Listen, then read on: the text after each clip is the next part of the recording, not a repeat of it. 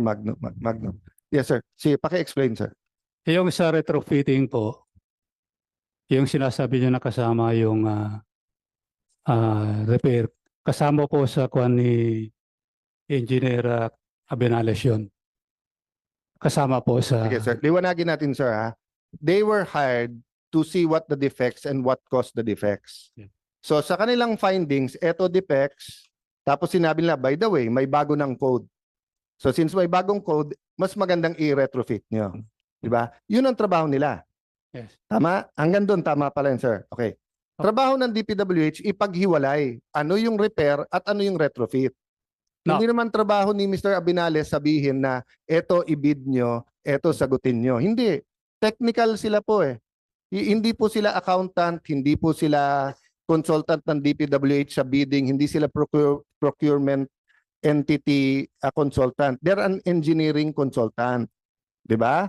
Oh, so ang trabaho ng DPWH ay sabihin, sandali lang, problema sa construction, sagutin nyo to.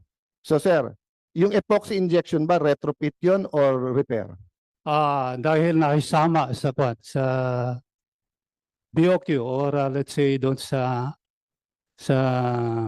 report ni Mr. Abinales, we assume na yun ay hindi repair. And it's convenient for you to assume because you will make money. No, sir. No. Sinabi na dito eh, na every single engineer, every single DPWH officials will tell you there is no retrofitting na epoxy injection. And ilagay nyo eh. Wait lang sir, kasi yung sinabi ni Mr. Sige Abinales sir, baliktarin ko yung tanong ha. Sabi ni Mr. Abinales, meron repair, meron retrofitting. Ikaw magsabi, ano yung repair doon? Ang sabi ni Mr. Abinales, merong yung construction na doon sa construction failure dahil doon sa facing, by facing. Facing lang po. Kasi may phase 1 to 8. Yung phase 1, 1 Dahil to 8. sa pacing, bumuka. Yes. At dahil bumuka, sunod-sunod na yung depekto. Yun ang kwan ko, Oo. boss. Mr. Yeah, go ahead, sir. Secretary, Your Honor. Sige, sir. Take a deep breath. Nagdi-discuss lang tayo. Tubig muna, sir. Pakibigyan nga ng tubig. Okay lang, sir. okay lang. Kasi yun ang doon sa time ng September 9, 2018 or 19, there was a presentation done by Mr. Abinales tungkol sa retrofitting works. So, nagkaroon po ng presentation at nandun po kung ano yung cause ng failure ng bridge. At nandun po, doon sa pinapakita ninyo na 935 fails, yun po ay dahil doon sa dalawang design pinagkumpara. Yung unang design na ginawa ni Mr. Cañete, LFD, and design na doon sa new code. Doon sa halos yung 935, nakita nyo po yun, doon sa LFD. Sir, yung new code, retrofit yon kasi upgrade mo. No, sir. Merong doon sa LFD na LFD na ginamit ni Mr. Cañete, doon sa design niya, yun pa rin yung sinasabi ni Kwan doon sa report na yung design ni Cañete failed doon sa Kwan, doon sa LFD. And it caused the cracks. Siyempre, sir. Kasi kung may failure na yung design. And was it because of the design or Yes, because of the design. Sir, nagsasabi sila. Yeah, sir. Patapusin nyo ha. Is it because of the design per se? Yes. Or is it because phase 1 and phase 2? Design na rin yun. So, meaning, sir, kung hindi phase 1, phase 2, bubuka ba yun o hindi? Yung Di ba, sinasabi nyo, lahat ng problema nag-ugat nung bubuka pa rin, sir, kasi failure na yung kon eh. Yung Mr. member. Cañete, you want to answer that? Ang papunta dito, ikaw may kasalanan nung lahat eh. Wait, sir, may isa pa akong question sa inyo kasi lumayo tayo. Ang tanong ko lang naman kasi sa inyo, hindi yung cost ng bridge. Paano nyo alam na kasama yung epoxy injection dun sa tinatapos na final contract. Nakakuha po kami ng report. Hindi, yung report ang sinasabi lang kailangan anong gawin. Yung final contract, yun po yung ibibid. Hindi nakalagay sa sulat nyo na nakalagay sa report mo. Ang nakalagay sa sulat nyo, total nandun sa ibibid out ng DPWH, bakit namin gagawin ngayon? Hintayin na natin yun. Kasi alam namin na galing sa yung pagka-defect ng yung cracks na yon galing sa Anyway, design. to save time, Ma'am Attorney Yusek Lapus, hindi ko natitingnan yung time. Kung nakalabas na yung bid documents noon din, baka natikitan na. Kung hindi pa, di ibig sabihin may inside info sila doon sa lalabas, di ba? We will digress ng konti, Mr. Cañete, just to give you an opportunity if you want it now or next hearing. Kasi ang topic ko ngayon, bakit nahalo yung repair at saka yung wala pa namin sa topic today yung bakit bumagsak, pero since parang lahat sila sa iyo ngayon tumitingin, do you want to answer that now or the next time? Parang lumalabas sila kahit na daw hindi splinit, palpak daw yung design. Design flaw So tinagalog ko lang. Kasi iba yung obsolete, iba yung outdated, iba yung palpak. Yung obsolete, di ba? Ibig sabihin hindi mo na gagamitin. Pero ayos siya when it was to be used. So example, wala nang gumagamit ng bunot ngayon. Baka meron pa pero alam ko wala na. 'Di ba? Kasi vacuum cleaner na at yung floor polisher na ang ginagamit. So obsolete na pagka bunot. Pero magagamit mo pa ang bunot kung gusto mo. 'Di ba? So yung bunot more outdated than obsolete. 'Di ba? Kasi you use the word obsolete. Your design is not obsolete. All the other bridges that existed before your design is still being used. It is that hindi na pwede kasi hindi na siya up to code. But ang sinasabi nila ngayon, all of their defects was because nag-ugat dun sa design nyo. Okay, thank you, Your Honor. Actually, hindi ko kasi alam lahat ng detalye nung retrofit design, no? Yung sa independent check. Now, a third party pala, third party. Now, sinabi niya, pero ang mga nag-stand out sa mga statement niya is yung as-built, ibig sabihin, i-check yung structure based on gumalaw na yung Thank you for PRA. going to that. So anong finding sa as-built? May mga problema, di ba? Yun na yung sa report niya. Pero, ang design ko kasi is 12 na arko kompleto. So, balansyado yun, basta nandun siya. Tapos yung dulo-dulo nun, abutment. So, may pipigil na lupa dun sa magkabilang dulo. So, hindi siya supposedly dapat pwedeng itulak. And yung Pier 8, kaya na itulak yun dahil nasa gitna na siya ng ilog, napakataas na nung pier. Napakadaling itulak nung pier. Very flexible na yung poste. Tapos nag-crack. And binanggit naman ni Mr. Interior before na yung cracks naman nun are actually hindi ganun kagrabe. Hindi nga siya alarming. I mean, it doesn't render the structure useless. But engineer, hindi yun yung mga nababasa ko ha. Yung mga, yun na nga. Yung mga sulat kay RD Yun ang ni Engineer Lingan. Ako anyway, let's do it this way ha. I will invite the secretary through Yusek Lapus to make some questions. Isasabay ko sa questions ko sa inyo. Sagutin nyo na lang in writing para hindi tayo pabalik-balik. Ha? Para maka-close tayo, dalawa na lang ang gusto kong... But anyway, sir, kaya ko lang kita binigyan ng pagkakataon kasi nga, yun ang direction dito Direction ni Mr. Interior is that hindi dapat siya magbayad kasi design. 'Di ba? Nag-umpisa tayo dito Kayo talagang sinisisip. Kaya lang, napunta dun sa trap, napunta sa... but anyway, COA and the engineer, si Engineer Lingan muna, sir. Engineer, unang-una, hindi pa tapos yung investigasyon, but I'd like to thank you. So far sa Yes, what sir. I've seen, Thank you, hindi sir. mo tinantanan kung ano nakita mo ay ni-report mo. Tama po ba? Thank you, Chairman. Yes. Yes, Chairman. May una kong tanong is, may mga sulat ka on paper hindi sinagot ni RD Malaluan. Parang yung isa, 1 taon bago sagutin eh. So sinasagot ka ba verbally or by text kaya wala lang on record, or pag sumusulat ka deadma? Anong simulan mo sa una mong sulat tapos ano nangyari po? May nangyari ba sa mga sulat mo o wala?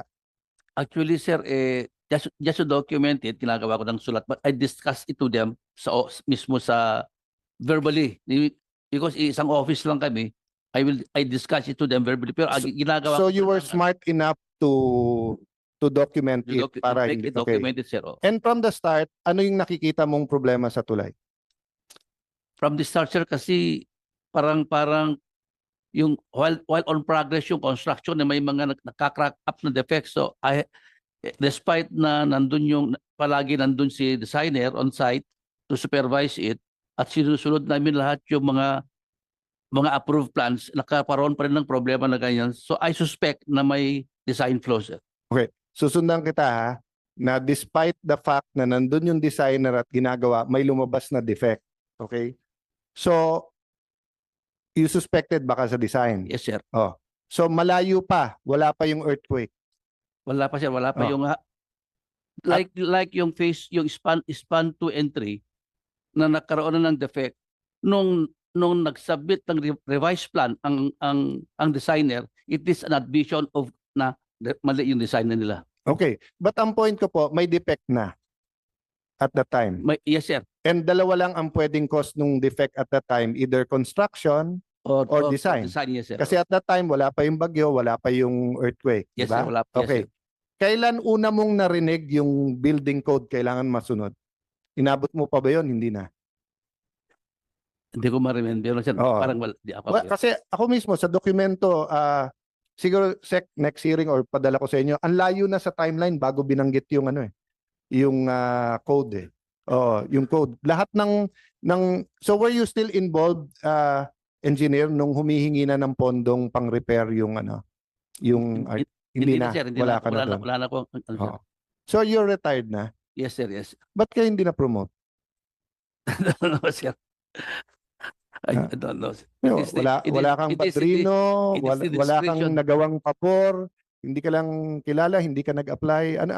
No, I mean, I love people in government, and I think if there are 1 or 2 bad eggs, kawawa naman yung hindi. Di ba? But reviewing the documents, you did your job eh. So sa tingin mo, reflecting back, bakit ka hindi na-promote? Sir, nasa discretion ng head of office kasi yun, sir. So anyway, baka it can just be, sir, a lesson to all of us. I mean, our secretary from the ranks din po kayo, di ba? From out of the great engineering school Mapua all the way Yes, back. Your Honor. Nag-private pa ba kayo, Sec, or diretso ng DPWH? Diretso sa DPWH, my first career is with DPWH. And when you retired at USEC, you never knew that you will be secretary, no? But there may be many more like engineer here. Sir, do you want to add anything else? I cannot promote you, but I can honor you. You want Thank to add anything else? Thank you, sir. Thank you for your acknowledgement on my accomplishment during the time. But I'm sorry po, hindi nakakain, hindi nasasakyan, hindi natitirhan yung papuri ko sa iyo. Thank no? you, thank you, But sir. I think, it will be part of the report. Yeah, you can clap your hands. Usually hindi, pero Thank you, sir. oo. I'm praying, hoping wala akong makitang masama pagtatapos tong hearing na to, kasi so far lahat ng sulat mo, may isang sulat 1 year bago ka sagutin ni RD. But anyway, baka ngayon kasi baka nagkakausap naman kayo. Oh. Yes, sir. Sir Kowa, I also want to thank you, but I want to read part of your report, sir. Kasi saan yung Sir, can you introduce yourself, sir? Sir, I'm Mr. Benjamin Lasam, the audit team leader of DPWH Regional Office Number 2.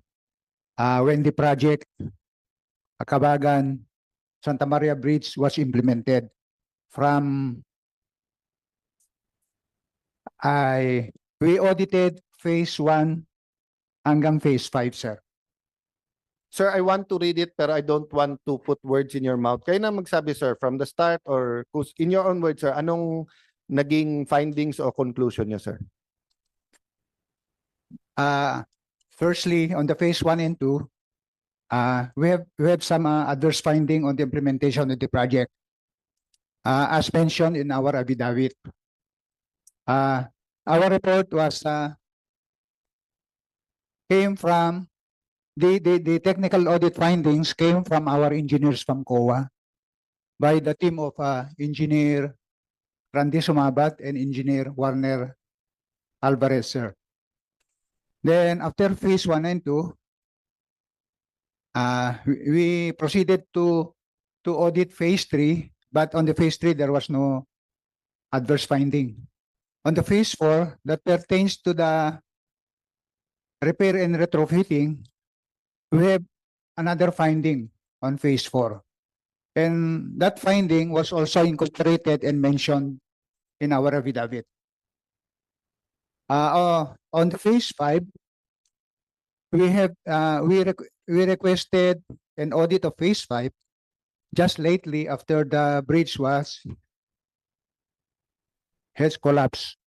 So our request for audit for technical evaluation on our engineer are still pending in the regional office, sir. That's Sir, all, sir. Sir, correct nyo na lang ako. Let's just go through it. Last na naman po kayo. What's it? 45? Slide 45, no? Sir, dito sa number 3, may slide ba sa likod nito? Kita nyo naman, sir. Kita nyo naman. Yan. Review of QAU-RO, reports dated August. I'll go to the bottom. Revealed that there were noted deficiencies attributed to the construction of the bridge, and the recommendations were provided on the necessary rectification to be undertaken by the contractor. So very clear, ha, COA na nagsasabi nito. By the way, sino pong nagbabasa ng COA report? Ito, was it the RD or the ano na? RD or the RD? Okay. So, pero since 2023 na to, ma'am, wala ka na doon. Okay. Okay, ito. Relative thereto, inquiry with the QAU-RO team members disclosed there was no subsequent re-inspection validation conducted since no rectification were undertaken by the contractor. So may recommendation na to rectify, they did not rectify. Sa kanan na, in a meeting with the contractor, we sought the reason why the latter failed to comply with the recommendation set forth in QAU reports. The contractor opted not to comply with the said recommendation as it might complicate the final report of the third-party consultants. The final report of the were finally approved by the CEO, which will be the basis for retrofitting works to be bid for the implementation. So let me just give a quick comment here. Tama, sir, di ba? Binasa ko lang naman eh. Yes, sir. Yes, Okay. sir.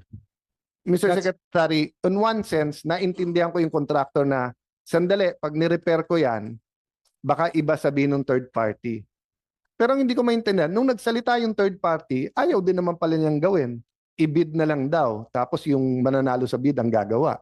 So parang hindi ko tuloy malaman ngayon kung bakit niya ayaw gawin, ayaw lang niya bayaran o ayaw niya mag-complicate, di ba? So just as a lesson for future, most projects naman po, sir, hindi naman umaabot na may third party, di ba? So most projects, pag sinabi po ng RD or ng project manager, rectify, i-rectify na. Tama, sir? Oo. Okay. Yes, sir. May comment ka dun sa binasa ko. Yes, sir. That was the reply of the management to our findings, sir. Actually, the finding on phase 1 and 2, ang sabi po nila, yun nga na gagawin na sa phase 4 sa retrofitting. That was also the finding of our engineers na parang madodoble. So we put that on our AOM, Audit Observation Memorandum, but there was no reply yet by management. So we opted to, after again reviewing our report, if there is a necessity for us to disallow that amount, we will disallow. But then our problem yet is the amount of disallowance supposed to be was not quantified. Mm. So we requested from our engineers to quantify the amount as our basis to issue the notice of disallowance. So sir, tama yung discussion namin kanina na dapat hiniwalay yung repair sa retrofit Yes, yes, sir. kasi hindi dapat sinama sa kontrata ng gobyerno yung repair. Yes, yes, So- Your Honor. So tama sir yung nangyari. Ayaw nilang gawin kasi hintayin daw third party. Pagdating naman third party, sinama naman nila lahat sa retrofit.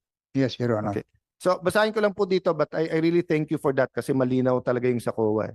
In March 2023, COA flagged phase 1 and 2 of the bridge and asked why no rectification made by the contractor. Sagot, yes, I read it na, no?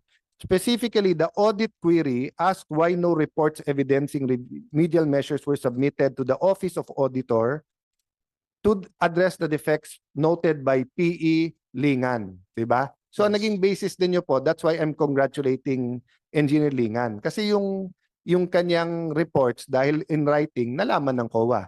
Di ba, sir? Kasi kung meetings lang nila, hindi mo naman malalaman eh. Yes, partly. And of course, later on, it was validated by your own COA engineer, which proves the point that we should invest in technical people in COA, di ba? Yes, Your Honor. Okay. Actually, Your Honor, every now and then during the implementation of the project, we have dialogue with the project engineer Pero sir, regarding the status of the project. dito ako nababahala eh. But Region 2 answered that the cause of defects were not due to the faulty construction because it was implemented as per plans and specification.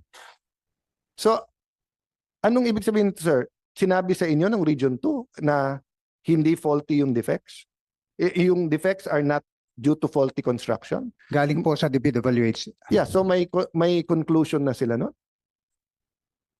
Wala namang sinadmit Oh. sa amin na report Sir, about it. paki-check na lang sa records kung sino na ang nagsabi from DPWH.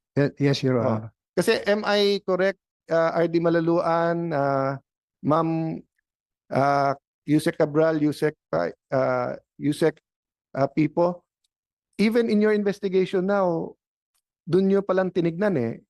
Was there any record that this early in 2023 na it was it was not faulty construction? Wala eh. So sino kaya? So sir, paki-check na lang kung pwede. Yes, Your Honor. Kasi I want to know why that DPWH official or whoever he is reported that it is not faulty construction. Kasi gumawa na siya ng conclusion eh. Kung alam nyo sir, sabihin nyo na ngayon para ano. Yan ang maganda sa mga COA eh. Talagang Sir, handa. sir, excuse me, sir. That reply came from management during the time of then Regional Director Reynaldo Consel. Okay. Pero sino ho nagsabi nun? DPWH or yung kumpanya?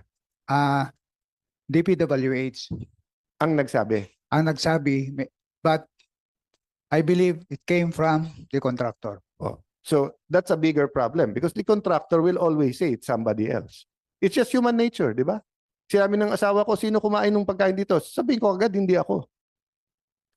I might be lying, I might know, but it's human nature, bigla ka din sa kakaamin, di ba? I believe that it came from the contractor because Yeah. every time that they reply to us, management replied to us, or every time we issue an AOM, management always refer the matter to the contractor. And it doesn't mean he's lying. It could be his honest opinion na maganda gawa nila pero it's the designer. That could be your honest opinion, sir. That's why nga you need someone to say hindi. Pero if DPWH Region 2 already said it's not faulty construction, they made a judgment na. Wala naman nagdemanda sa designer. Tapos sa tao kinos, di ba? Additionally, sir, the COA issued a quality assurance unit report in 2019, no? Revealing that there were deficiencies attributable to the construction, but DPWH Region 2 replied that the reason why the contractor failed was because it might complicate the final report of consultants because the said report will be the basis of retrofitting. Tama Sir, po to, sir? sir, the quality assurance unit report came from, not from COA, but from DPWH. Yes. And dun pa lang sa 2019 report, sinasabi nila that sorry, the Region 2 replied that the reason why the contractor failed to comply was not because it was sorry, so the COA Quality Assurance Unit report, sinabit lang sa inyo yon. Sinadmit lang po. Ang nag-submit DPWH. Yes, sir. At ang nakalagay doon, the reason the contractor failed to comply is because they're waiting. Yes. To comply with what, sir? With the repairs. Yes, sir. So, pinagtatanggol ng DPWH at that time, bakit hindi nila ginagawa yung repairs? Ano po? Again, Sec, I'm not prepared to make a judgment kasi nga may hinihintay naman. So, I could go either way, but nakikita nyo, sir, yung problema na ano, okay. In July 2023, COA issued an audit observation memorandum reminding DPWH that based on the procurement law, the contractor should assume full responsibility and be the one to undertake repair works for the deficiencies. Assistant RD Babaran replied to AOM saying that the retrofitting strengthening works are simultaneously being undertaken with the repair works. Is this correct? Tama ho ba, sir? Yes, sir. Sige. If you have to check the record, sir, okay lang. Is Assistant RD Babaran around? Wala na. Oh. Ayan, ma'am. Ma'am, tama ba po to? Naalala niyo po ba to, ma'am? Oo. Ano lang, elaborate lang konti, ma'am. Sorry, sir. Kaya hindi na na-promote, pinaalis pa sa upuan. Pasensya na, sir. Thank you. Such a gentleman.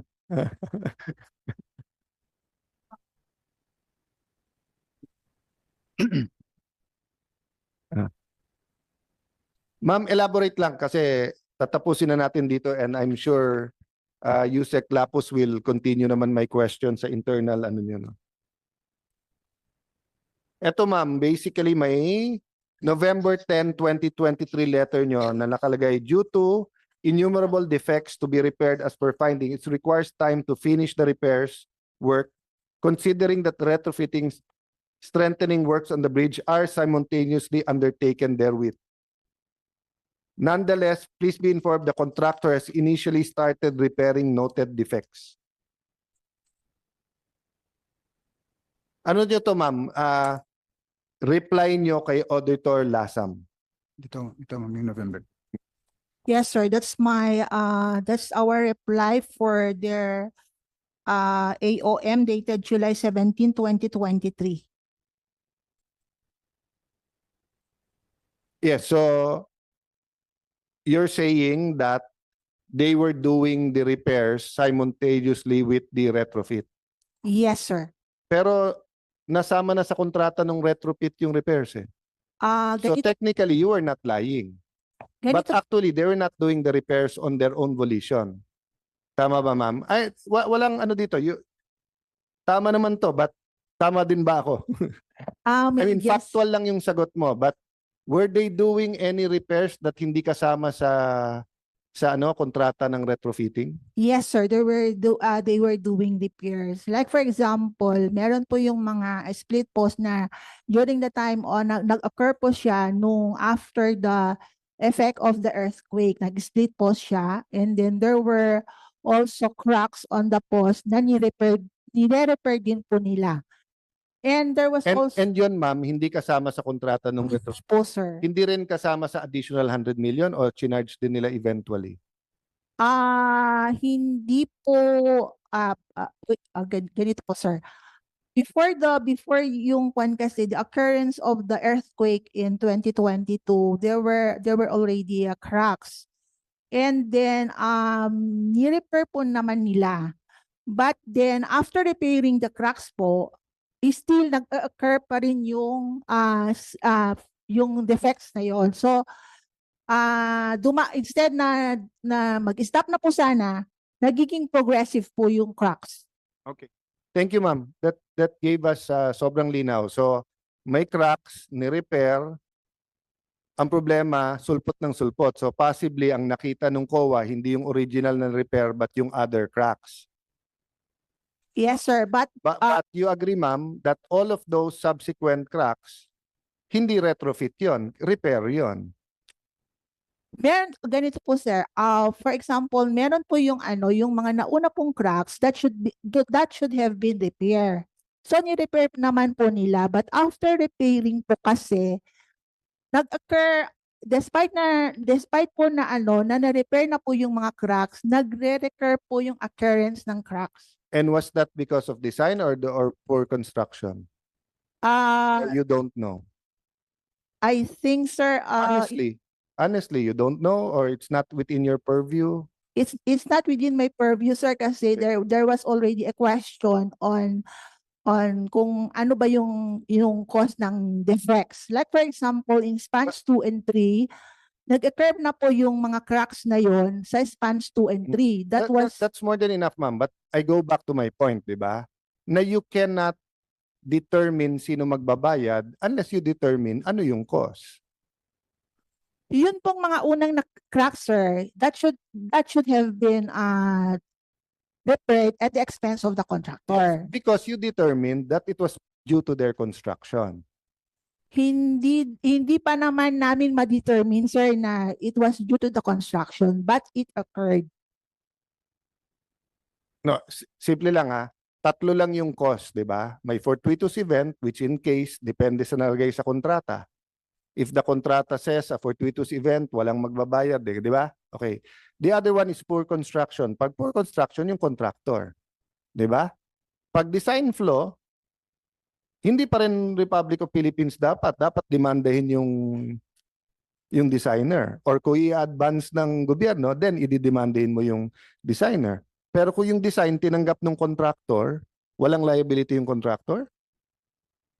So if I got an architect and then kinuha ko yung contractor and sinupervise, I paid the contractor his 1% or between 1 to 10%, I paid the contractor, bumaksak yung isang floor, walang liability yung contractor. Walang earthquake, walang tsunami, walang, di ba? Kasi akala ko pag nag-bid ka, tinignan mo rin yung yung design. I do understand, bagong design, ibang design to.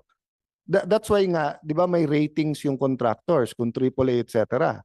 Kasi there are certain designs and certain amounts. Amount lang ba, sir, yung AAA o pati yung capability? Capability din, sir, di ba? Oh, yeah. Capability experience is not only the amount. That's precisely why you get a certain level of contractors, because yung certain level are either inexperienced or they don't have the capability to do that. Anyway, ma'am, sorry ito lang naman ipapasagot ko sa inyo na sumulat kayo pabalik sa COA na due to innumerable defects. Innumerable means sobrang dami na, di ba? Oo. To be repaired as per findings. Kaninong findings per ma'am to at this time? The findings of the COA, sir. COA, okay. It requires time to finish the repair works considering retrofitting strengthening are simultaneously undertaken. So ma'am, I don't know kung kaya nung technical working group will endeavor, but I think pareho tayo ng task.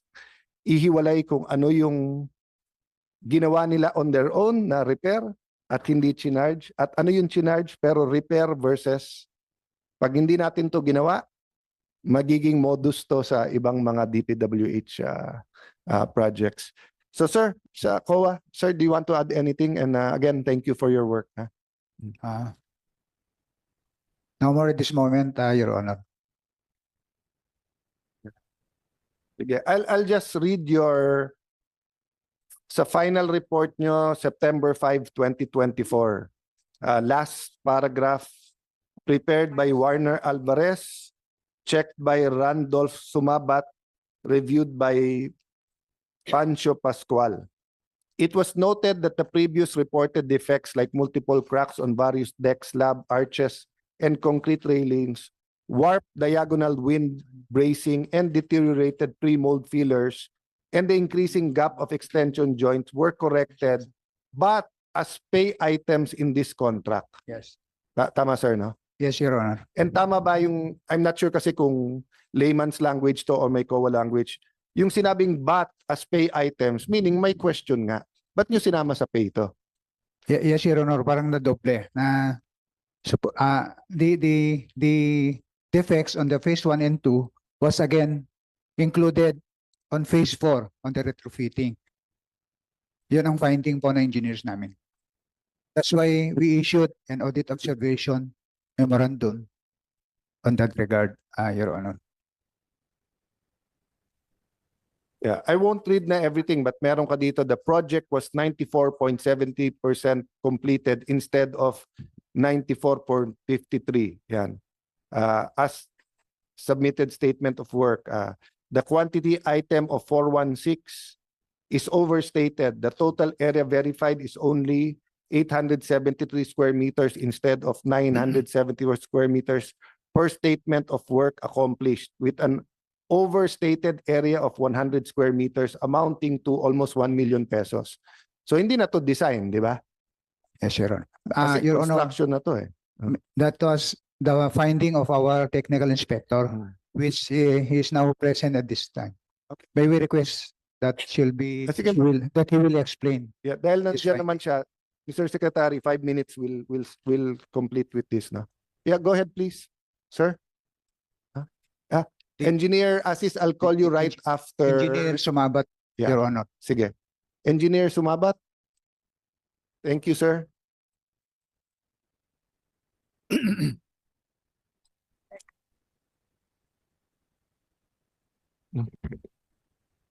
Good afternoon, Your Yes, Honor. good afternoon.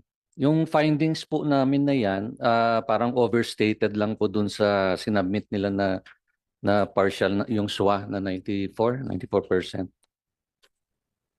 Yun lang po yung kwan niya na yan, sir. Kasi nung sinukat namin, yun po yung kulang na quantities. Pero ang sagot po nung engineer noon, sir, ang sabi sa phase 5 na raw yung iba. Na retrofitting, sir. Oh, but sir, pagka bayad na yon, hindi mo pwede ipasa dun. Yes, sir. Kasi, kumbaga, yung phase 4 mo, kumita ka na nga dun sa repair nung isa, may phase 5, kikita ka na. Yes, sir. Di ba? But the point I want to make is, it seems small, di ba? 1 million pesos compared to 1.2 billion SEK. Pero kung if we have 1,000 projects and 1 million each, that's 1 billion pesos, di ba?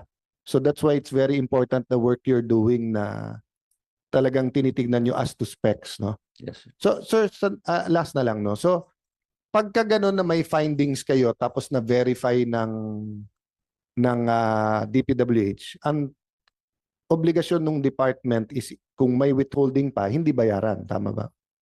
Yeah, Di ba kasi COA does not have that power naman to, you don't file cases di ba? Tama ba, Auditor? Yes, Your Honor. We will issue a notice of disallowance. Once we issue notice of disallowance, management will deduct from whatever is due from the For contractor. example, sir, may nakita siya na may ito mali, 1 million yung cost at hindi pa naman bayad. Yeah. They will Or lahat tong pinag-uusapan natin by the time it gets to you, bayad na. meron pa naman nare-retain. Hindi Ah, pa. Meron pang mga na-retain na claims ang contractor. So that will be the time that management will deduct. And when you Our- say management, sir, the responsible officer sa DPWH. Yes, Your Honor. Okay. And obligasyon nila yon to make sure nga na, kasi hindi naman perfect din yung science ng construction. It could happen na hindi sadya. Na may, tama po ba? Yes, Your Honor. Pero hindi dapat bayaran yon kung less ang quantity na ginamit, di ba? Yes, Your Honor. Oo. Thank you, sir. Yeah. Yes, sir. I'll recognize muna Yusek Assis, then I'll recognize you, Sir Interior. Yes, sir. I'm Raul Asis, former Undersecretary in charge of all the bureaus. So I'd like to just make a clarification do sa mga plano during the stages of construction. You start with the original plan. This was prepared by the contractor, a consultant, and approved by the department. That is used, the original plan is used actually for bidding purposes, so that the contractors who would bid would have a basis, an intelligent basis for coming up with their own bid prices. Okay? After that, the contractor should do a survey to come up with an as-stake plans. The as-stake plans becomes the guide for construction. Why do you do that? To suit actual field conditions, which were not present during the time that it was surveyed, due for the original. Then comes the third, yung as-built plans. So, Engineer Adam did the evaluation, ang benchmark niya is the as-built plans. You do a as-built plans because there could have been, more often than not, there are deviations made by the contractor, whether approved or not by the department, deviations from the as-stake plans. Diba? Kaya lumalabas yung as-built plans. The as-built plans becomes one of the documents for final payment for our. So in this case, Engineer Abinales was tasked, no, to find the cause of failure on the basis of the as-built plans. So you could not say that it's primarily due to a flawed design. That would be unfair because he did not. Ang benchmark niya is not the original plan, but the as-built plans which could have been, which could have deviated in one way or another from the original plan. Okay? It would also be unfair if the consultant used the new code to evaluate it. It should have been evaluated against the code at the time of the original design. So, ganun nangyari. So, on that basis, gumawa siya ng retrofitting plans. That is the fourth plan. Nung bumaksak yung tulay, it was a retrofitted plan. And being able to pinpoint kung sino responsible becomes more complex. No? You're talking of the original, the as-stake plans, yung as-built plans, and the retrofitted plans. Kung ang babasihan pa ni Engineer Adam, yung current code, di more. It's unfair do sa designer. Diba? Nagkataon lang na nilagay yung kaya nagsama yung kasing epoxy against the original plan yun eh. Tapos itong retrofitting mo against yung as-built plans na. I just want to make that clarification kasi mahirap dito sabihin eh. Sino talaga yung may kasalanan? But to say it's purely based on the design, unfair. No? Kasi hindi mo bine-benchmark yun eh. There was no way for you to benchmark your findings against the original plan or as the stake plan. Thank you, Your Honor. Well, first of all, sir, I'm grateful that you made that statement. Malinaw po, malinaw. Two questions lang, sir. Yung at stake ba? Tama, am I at stake. Yung as-stake plans, paano, sir, pagka yung nanalo ka na ng bid, tapos nung sinurvey mo nga yung on the ground, malayo, then you go back for more money or you... So, Usually hindi. Kasi yung when you do an estimate, ang standard yan, meron kang plus or 10%. Plus or minus 10% allowance. so unless something happened to that ground, that it was flooded or nagka-earthquake, it should be okay. And then, kung force majeure, pwedeng humingi ho ng Yes, dagdag. yes. But unless by Otherwise, force majeure, wala. you're at stake. As a stake. At stake. That And- is, kuminsan, kung walang pagbabago naman doon sa suit conditions, Hmm. the original plan could be the as-stake Yes. plan. And secondly, I'm not disagreeing. It's not a question. I agree it's very difficult to find out who was at fault. Ang point ko lang, you don't add the 400 million kung meron ka nang nakita na 900 defects or without finding who's at fault.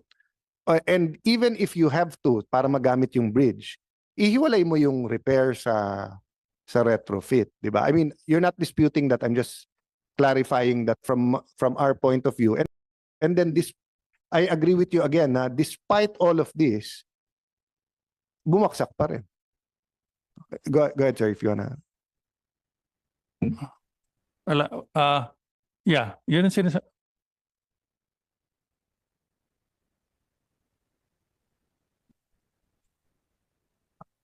Actually, sir, before I ask Engineer Abinales to answer, actually in October 2023, you did ask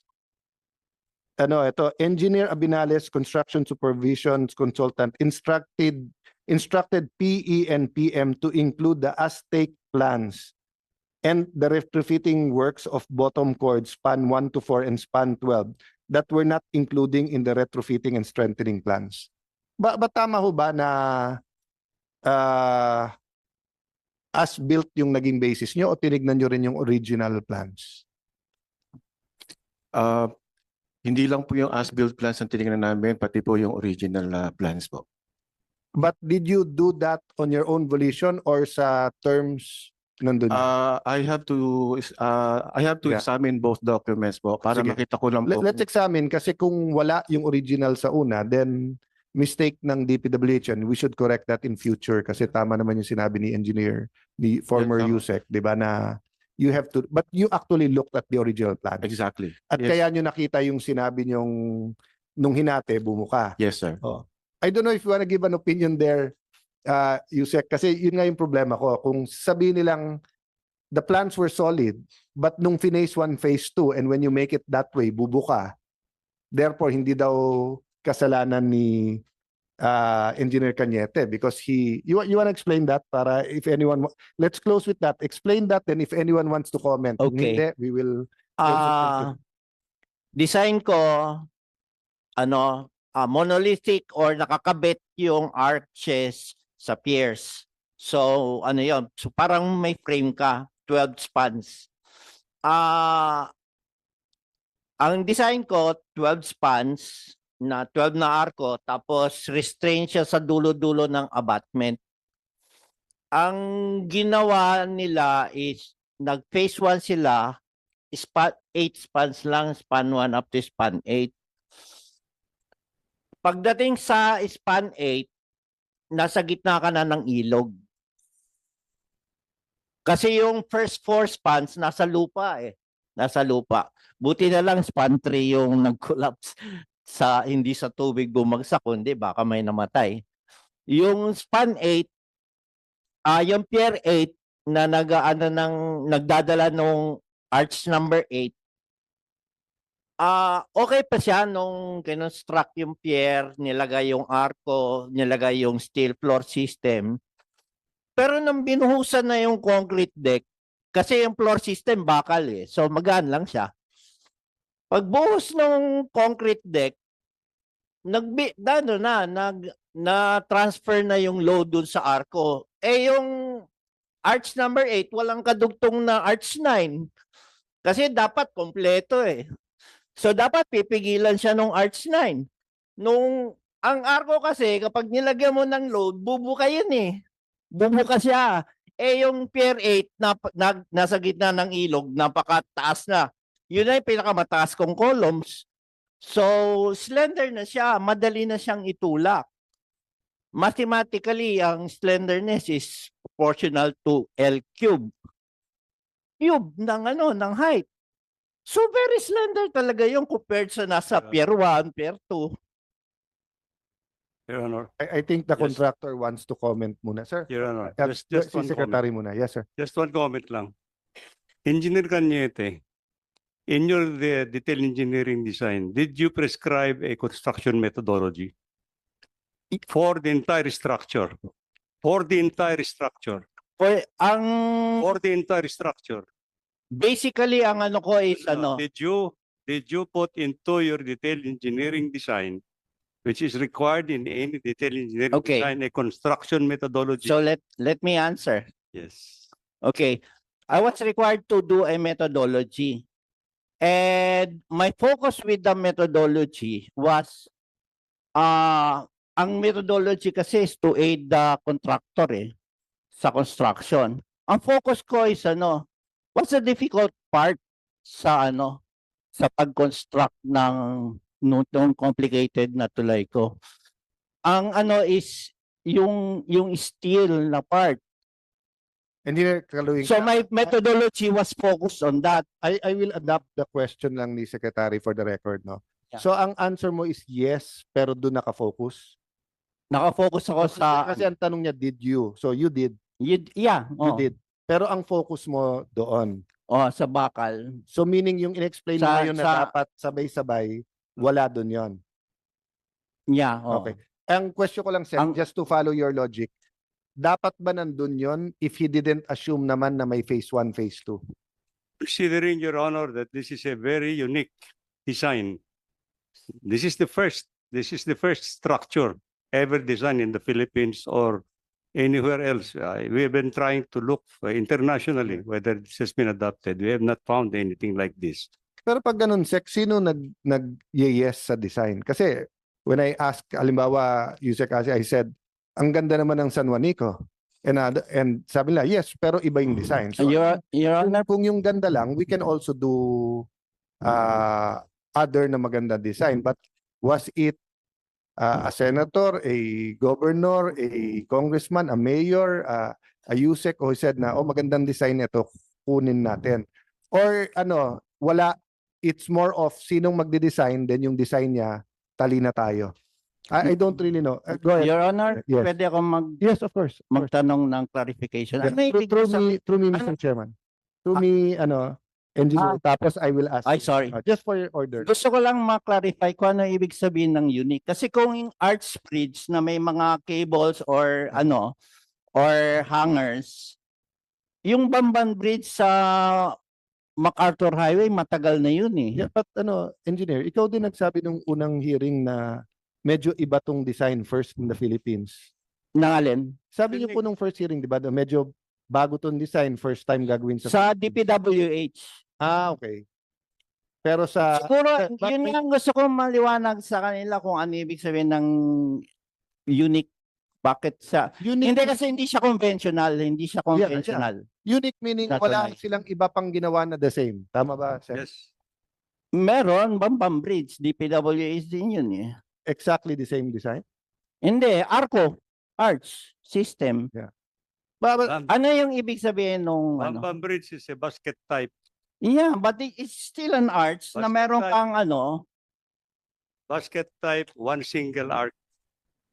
Hindi ito yung komplikado. na multiple arch. Multiple. Okay, so Did you ever, but sundan ko Yeah, lang yung tanong niya. different system. May difference. So, okay. For that, Thank you, Secretary.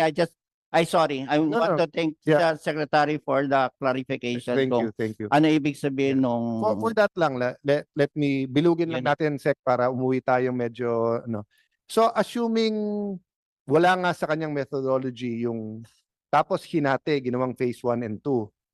Pag may nag-bid and then pag-construct nagkamali, may obligasyon din ba yung contractor when he bid to know that, or he's just relying sa methodology ng designer? I don't know. This is an honest question kasi nga,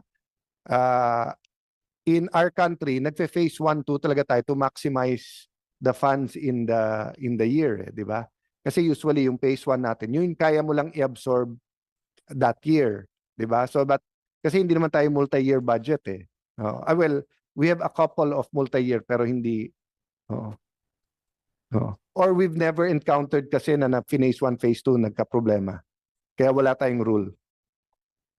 Do we have a rule regarding that? Wala. Wala naman, Wala. Your Honor. Paki-research na lang kumpanyera kung meron nga o no, kasi my assumption is I see the point, 'di ba? If it's a different design bago and problema design. Pero kung sinasabi walang problema yung design. Ang problema Winan 2 3 mo, phase 1 2 3, not Winan 2 3, phase 1, phase 2, phase 3. And when you do that, it affects the construction. So kung ako contractor, why didn't you tell me? Pero on the other hand, kung ako DPWH, nag-bid ka eh. Is it, Your Honor, Right, yes. is it one point in time that you said each span is a standalone, standalone standalone simply supported the span that you can do Hindi siya- each hindi span siya- anytime you want. Hindi siya, sir, monolithic yung arch with the pier. So parang continuous frame siya. Continuous frame siya. But Sec, again para Your hindi na humaba yung discussion today at ipapasok ko sa inyo, but in March 2019, yung Bureau of Design, quoting then Engineer Cañete, was saying that as per analysis computation of Engineer Cañete, the top column displayed PRA will be reversed to minus 0.7 mm and C over D ratio will be 1.1 and considered safe. Tapos based on his conclusion and recommendation with a model completed structure seismic loading, Pierre, column is still safe for retrofitting and retrofitting not necessary. Quoting you. And then may sulat yung kumpanya na you're not speaking for them. Then later on may sulat ka na hindi official yung engagement mo. Kaya gumugulo. But I'm saying in the middle of it, meron nagko-quote sa iyo na hindi ganun yung problema. So medyo ang pinag-uusapan natin dito lahat are all hindsight. Di ba? Yes, Your Honor. And I'm usually notified kapag may problema na.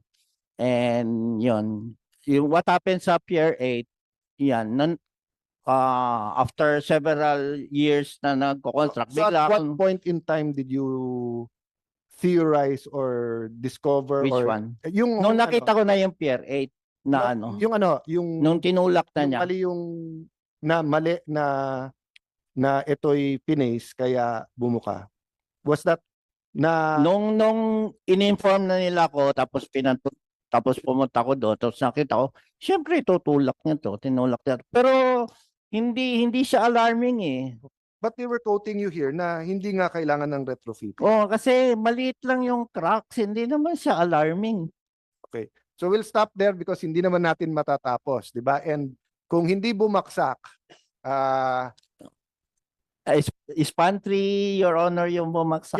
yes. I'm talking in general. I'm not talking engineering terms. I'm talking sanay ang Pilipinong mabaha, sanay tayong malubak. Pero yung bumagsak ang building o bumagsak ang tulay is outrageous, di ba? And we all agree that we should do something about it. So everyone, I honored and congratulated. Thank you very much. Yusek Asis, thank you very much. The word I was looking for, intervention.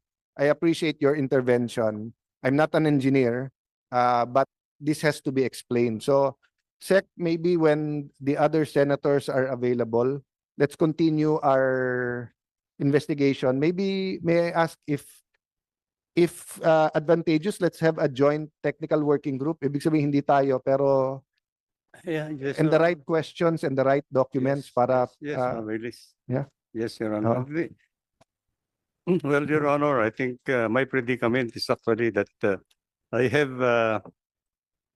the President is awaiting actually how we can move forward. point naman, Secretary, even yung 400 million wala naman ako naging problema nun kung sinabing gagastusin to ng gobyerno because 1, 2, 3, pero sisingilin natin to or hahabulin, di ba? So meaning if you have a finding na hindi talaga pwede, new construct or retrofit, whatever, as chairman, I cannot speak for the members, but as a subcommittee chair, no, the chairperson is really Senator Pia of the committee. I have no objections naman na kasi ang corruption is kinurap mo, hiningan mo, binawasan mo. Pero ang graft is yung inefficiency. So pag hindi natin inayos yan, we might not be guilty of corruption. Wala naman tayong hiningi sa lahat ng in this investigation. But if we do not fix it or come up with a solution, that's graft because we were inefficient. So on that point naman, Secretary, I think aligned naman tayo with Malacanang na come up with a solution. And if the fastest is nangyari na yan, by the way, sir. May isang administrasyon hindi ginagawa yung road dike C6 kasi yung contractor butas-butas. So pag take over ng isang administrasyon, inano na to, sinabi niya habulin na lang yon. So I think you will have the proper legal advice. But finding who was I'll really stop at this, di ba? Ulit-ulitin ko yung findings natin sa criminology because it is in line with biblical principles, no? Ang sabi sa criminology, it is not the amount of jail time or the gravity of the penalty. It is the certainty that that you will get caught and you will be punished. Which is the same if you read the book of Romans. It's not enough that government promote good. They have to incentivize yung gumawa ng good and punish those who did bad. It works eh. It's anong itatanim mo, yan ang aanihin mo. If those people who do bad get promoted, get rich, become politicians, then they will do that. Diba? So, but anyway, thank you very much to the upper echelons and everyone from DPWH. Sa lahat ng nag-travel from Region 2, COA, and pati yung mga retired, maraming salamat. And then, yun nga sir, kung meron kayong napansin dito na gusto nyo sagitin, you can do it on writing. No? So we will suspend the hearing and I'll probably not have a hearing muna. We can do the technical working group and wait for the other senators after the midterm election. So thank you very much. God bless you. The hearing is hereby suspended.